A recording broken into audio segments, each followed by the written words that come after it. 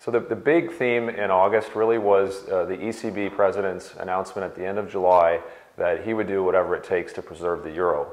And the market really started to think about finally perhaps believing in what the ECB president was saying, and we saw pretty much following that statement almost immediately a bit of a short covering move in risk assets. We saw interest rates go higher, and that pretty much carried through the month of August.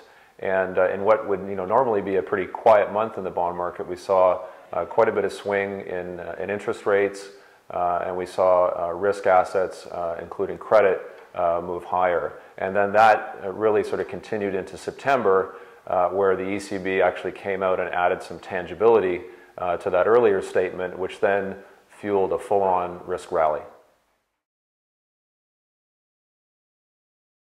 So when people think about interest rates, they often think about the Bank of Canada and the Fed, and they're telling us that interest rates are going to remain fairly low for a while yet. However, long-term interest rates are really set by the market, and they're dictated by perceptions of inflation, of fear, of risk. And we have actually seen a fair amount of volatility. After interest rates hit a cyclical low in June, they've steadily risen since then. And in August, even though the month finished pretty close to where it started, at one point the DEX index was actually down 2%. And I think investors have to keep this in mind. Given where we are in the interest rate cycle, you can expect to see lower returns and higher volatility from traditional fixed income.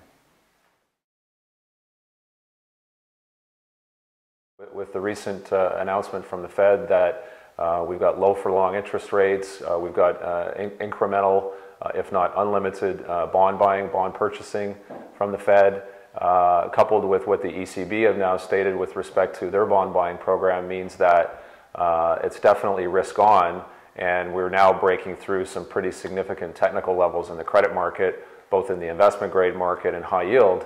And we think that this probably has the impetus to continue, in large part really due to the fact that this has caught a lot of people off guard and short, essentially, or short where they need to be on their benchmark. So we're seeing a lot of pretty strong moves in the first few days of September here, but we do think that this has legs to continue.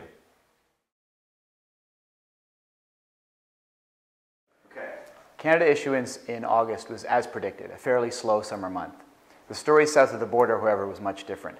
Issuers wanted to take advantage of low interest rates and tight credit spreads, and they came to the market in droves. August was actually a busier month than July.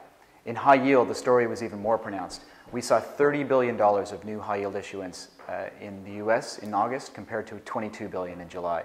We think September is going to be an even busier month. Forecasts are for issuance to touch $100 billion. That would be a record for this year.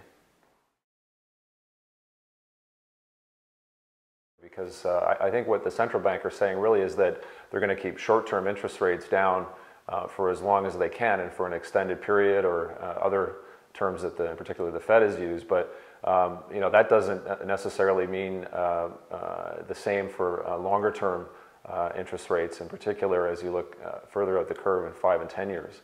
And I think people need to pay attention to the fact that as we saw in August, that we can see a lot of volatility in interest rates.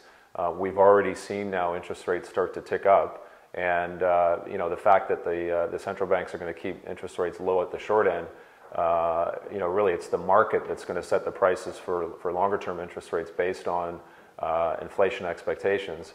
And for sure, we're starting to see some of that creep into interest rates now as they go up.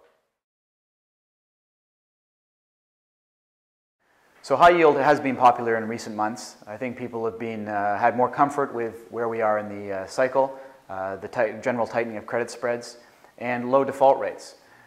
We think there is potentially some further upside, but we think you have to be selective.